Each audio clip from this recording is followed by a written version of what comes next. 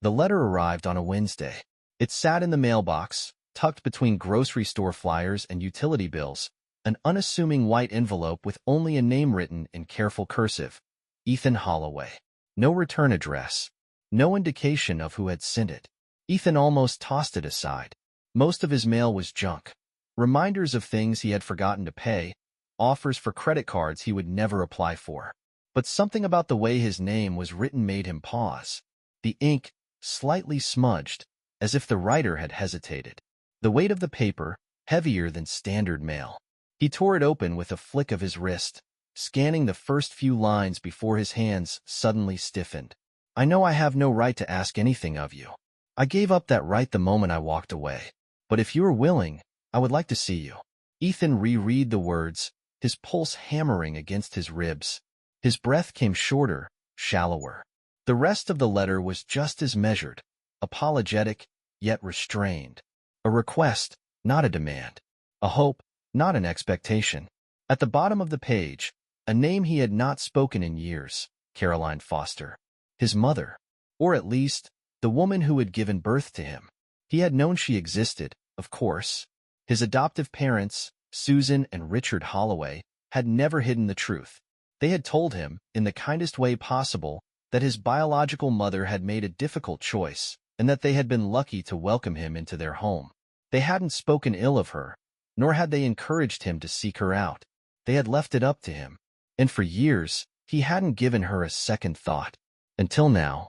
Ethan folded the letter, his fingers pressing the creases tighter as if trying to make the words disappear. He had a good life. A stable job as an architect. A decent apartment with enough space to breathe. Friends who didn't ask too many questions about his past. He had built something solid, something separate from whatever mistakes Caroline Foster had made all those years ago. And yet, he couldn't bring himself to throw the letter away. Caroline sat at the edge of the motel bed, staring at the blank television screen. The remote was in her lap, untouched. The floral-patterned bedspread felt stiff beneath her hands, the kind of cheap fabric that never quite softened no matter how many times it was washed. The hum of traffic outside was steady, distant. She had chosen a motel on the outskirts of the city, away from the places he might recognize. It wasn't much, but she hadn't expected much. She had mailed the letter 3 days ago. By now, he had either read it or discarded it. She had no way of knowing which. Her hands trembled as she pressed them together, fingers locking tight. She had rehearsed every possible outcome in her mind. Ethan refusing to see her, Ethan ignoring her, Ethan meeting her with anger or indifference. Hope was a dangerous thing, and she had learned long ago not to cling to it.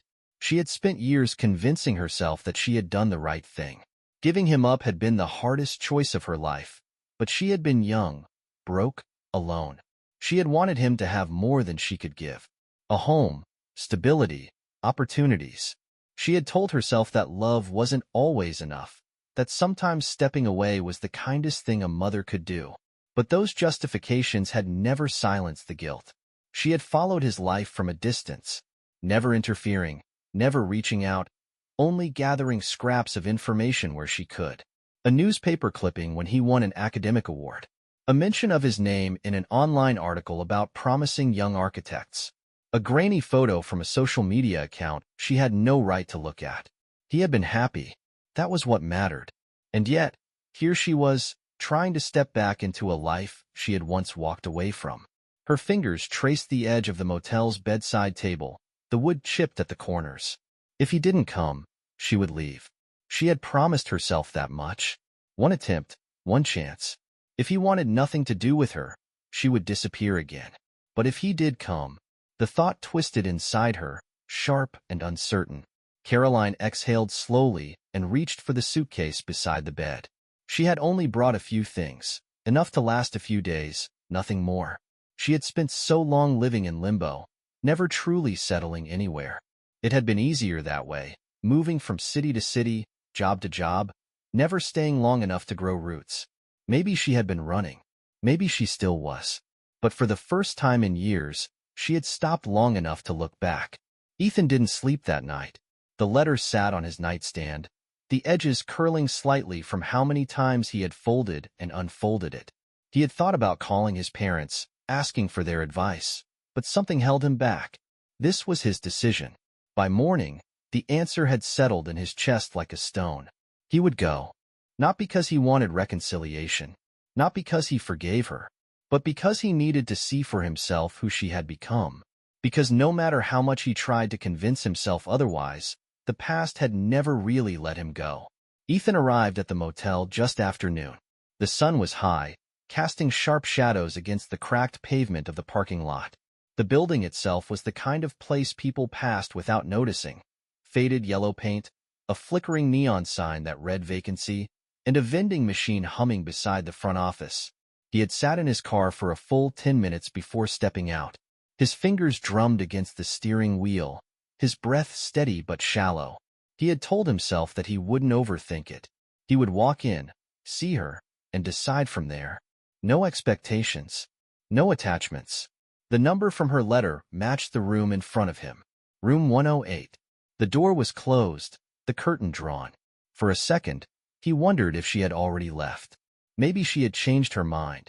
Maybe this had been a mistake on both their parts. But then he saw the small, nervous shift of movement behind the curtain. She was there, waiting. He lifted his fist and knocked. Caroline had imagined this moment 1,000 different ways, but none of them felt as real as the sound of his knock. It was firm, decisive, neither hesitant nor rushed. She stood too quickly, her knees unsteady, and crossed the short distance to the door before she could talk herself out of it. When she opened it, the first thing she noticed was how much taller he was than she remembered. Not that she had truly remembered. The last time she had seen him, he had been a child, small, fragile, with wide eyes that hadn't yet learned what it meant to be abandoned. Now he was a man. His face was sharp, his shoulders squared. He carried himself like someone who had built his own foundation, separate from anything she could have given him. He didn't step inside. He didn't smile. He only stood there, waiting. She gestured toward the small table by the window. The room was sparse, barely lived in. There was nothing personal about it, nothing to suggest that she had been there for more than a night. He finally entered, his gaze sweeping over the space, taking everything in. She wondered what he saw when he looked at her. Did he see regret? Weakness? Or was she just a stranger now? She sat, but he remained standing, arms crossed. This was going to be harder than she had thought. Ethan studied her carefully, keeping his face unreadable. He had expected her to look older, maybe frilier, but there was something in her posture that unsettled him.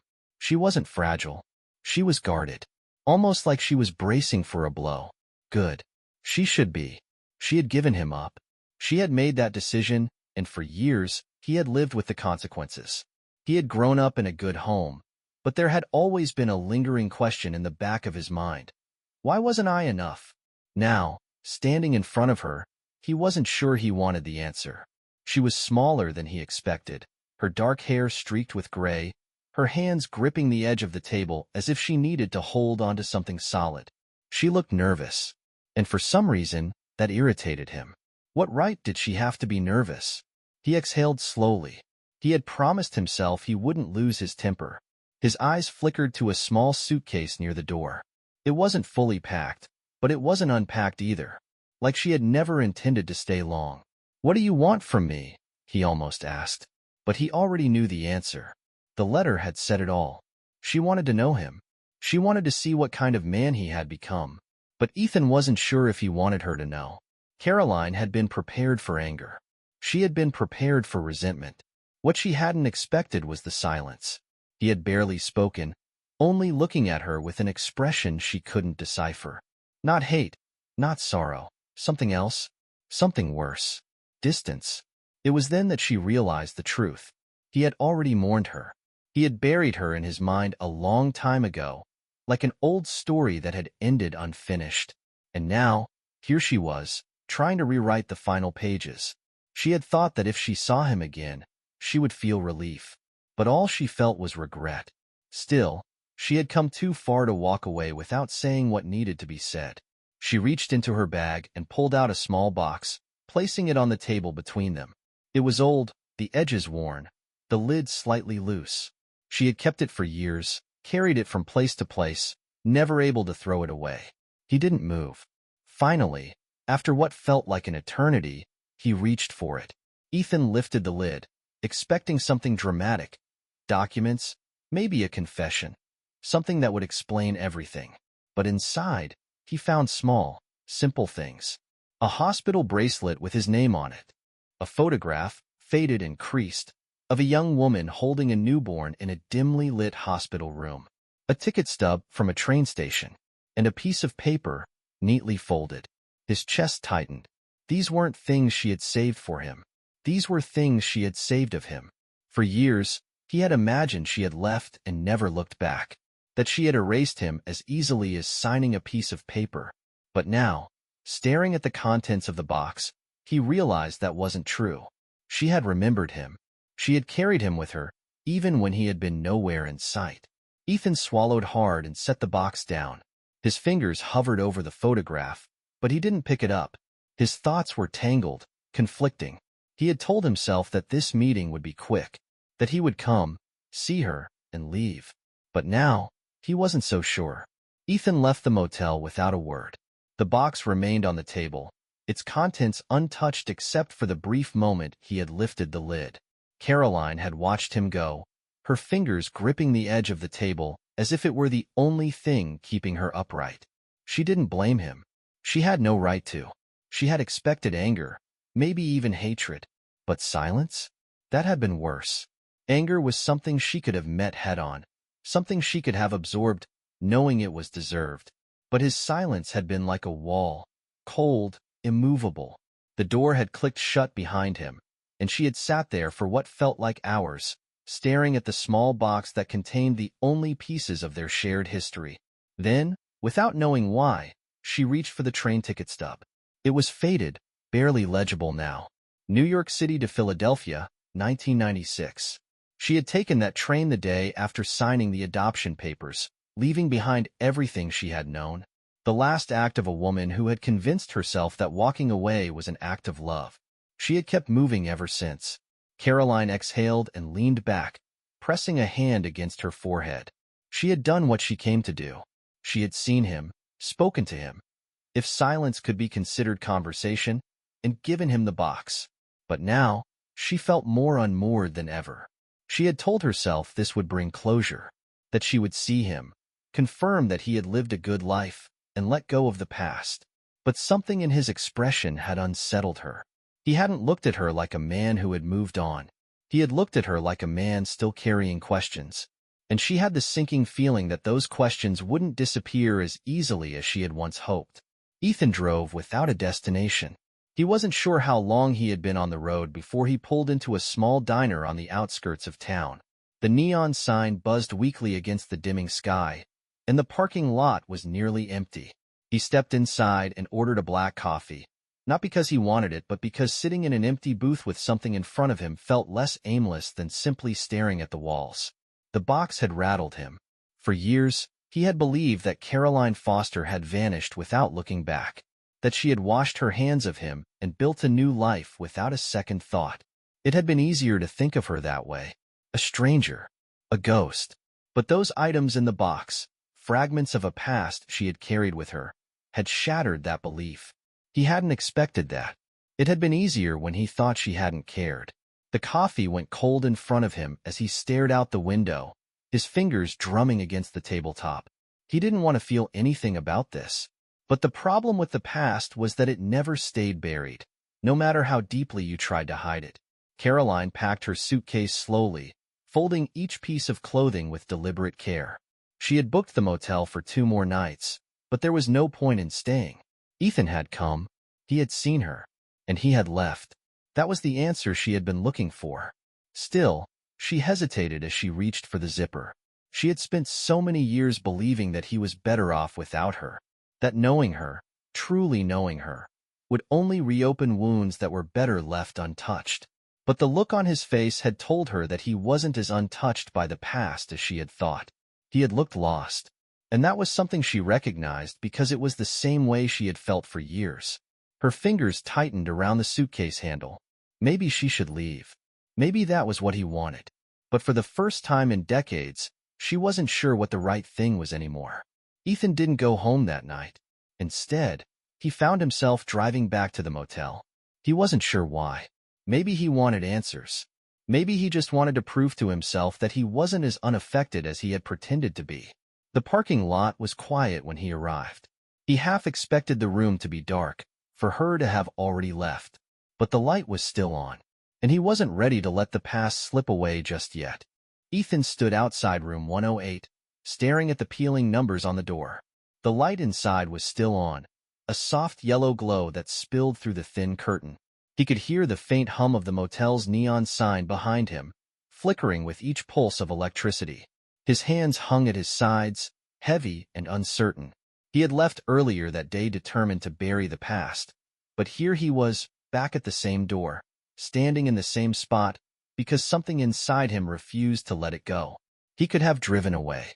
He could have erased the memory of this day, returned to his life, and pretended that Caroline Foster, the woman who had given him up, was nothing more than a figure in a forgotten chapter of his life. But he knew that wasn't true anymore. The past didn't just disappear. It lingered in the quiet spaces of his mind, waiting for moments like this to resurface. For years, he had convinced himself that she had forgotten him, that she had erased him from her life as easily as signing a piece of paper. But the small box she had given him told a different story. The faded photograph, the hospital bracelet, the train ticket stub, those things meant something. She had carried them with her, even as she moved from place to place, as if she couldn't let go of the part of her life that included him. Ethan exhaled slowly, his breath visible in the cold night air. He raised his hand and knocked. Caroline opened the door almost immediately. She had been waiting. Her face was pale, her eyes tired, but she didn't look surprised to see him. She stepped aside without a word, and he walked in. The room smelled faintly of stale coffee and motel disinfectant. It was small, barely large enough for the bed, a dresser, and a round table with two mismatched chairs. The suitcase she had been packing earlier sat half-zipped on the bed, as if she had been preparing to leave but hadn't quite finished. Ethan sat at the table, and she followed, taking the seat across from him. For a long moment, neither of them spoke. The box was still on the table where he had left it, its lid slightly askew. He stared at it, remembering the contents: the hospital bracelet with his name, the photograph of Caroline holding him as a newborn, the old train ticket. They were simple things, but they carried the weight of everything she had kept inside for all these years. He wondered how many times she had opened that box, looking at those memories, wondering what had become of him. And yet, she had never reached out. Until now. Caroline studied his face carefully. He looked the same as he had earlier, calm, composed, but there was something different about his eyes. They weren't as distant now. There was still anger there. She could see that. But it wasn't the cold, indifferent kind of anger that had frozen him when he'd first walked into the room that afternoon. This was something else. Something more vulnerable. She wasn't sure what to say. She had rehearsed this moment 1,000 times in her mind, imagining what she would tell him if they ever met again. But now that he was here, sitting across from her, the words felt stuck in her throat. For years, she had told herself that she had done the right thing by giving him up. She had been 22, broke and alone, with no way to give him the life he deserved. She had believed that love meant letting him go. But that belief hadn't stopped the guilt from following her. It hadn't stopped the ache in her chest every time she saw a boy who looked like he could be Ethan's age or heard a name that reminded her of him. She had tried to move on. She had lived in different cities, worked different jobs, and kept herself busy so she wouldn't have time to think about what she had lost. But no matter how far she ran, the past stayed with her. And now, sitting here with her son, she realized that she wasn't the only one who had been carrying the weight of that loss. Ethan reached for the box and lifted the lid. He didn't look at her, but she could see the tension in his jaw as he stared down at the contents. His fingers brushed the edge of the photograph, the one of her holding him in the hospital. "You kept this," he said quietly, breaking the silence for the first time. His voice was low, almost a whisper, but it was enough to make her heart ache. She nodded, unsure if he even wanted an explanation, but she gave him one anyway. "I kept everything I had of you." He didn't respond. He just kept looking at the photograph, as if trying to understand why she had saved it. "I thought about you every day," she said softly. "I wanted to reach out, but I was afraid it would hurt you more than it would help." Ethan's hand tightened around the photograph. He still didn't look at her, but she could see the conflict in his eyes. She had expected anger, and maybe there was still some of that left, but there was also something else, something closer to grief. "I thought you forgot me," he said finally. Her breath caught in her throat. Of all the things he could have said, that was the one that hurt the most. "I never forgot you," she said, her voice breaking slightly. I didn't know if you wanted to remember me." He finally looked up at her, and in that moment, she saw everything he had been holding inside. The confusion, the hurt, the questions he had never been able to ask. She wanted to reach across the table and take his hand, but she didn't. She had no right to that. Instead, she let him speak. "I used to wonder," he said quietly, "why you gave me up, why you didn't come back. I thought it was because I wasn't enough." Tears stung her eyes, but she forced herself to stay calm. "You were enough, Ethan. You were more than enough. I gave you up because I wanted you to have more than I could give, not because I didn't love you." He stared at her for a long time, his expression unreadable. Then he set the photograph back in the box and closed the lid. For a moment, she thought he was going to leave again, but he didn't. Instead, he leaned back in his chair and sighed. "I don't know if I can forgive you," he said honestly. "Not yet." She nodded, swallowing the lump in her throat. "I understand. But I'm not ready to walk away either." It wasn't forgiveness. It wasn't a reunion filled with hugs and tears. But it was something. And for now, it was enough. They stayed in that small motel room for a long time, sitting in silence, not quite mother and son, but no longer strangers either. The past still hung between them, heavy and unresolved, but for the first time, there was a path forward, a narrow, uncertain path that they would have to walk slowly, step by step. Neither of them knew what the future held, but after years of separation, they had finally found something worth holding on to, and that was a start.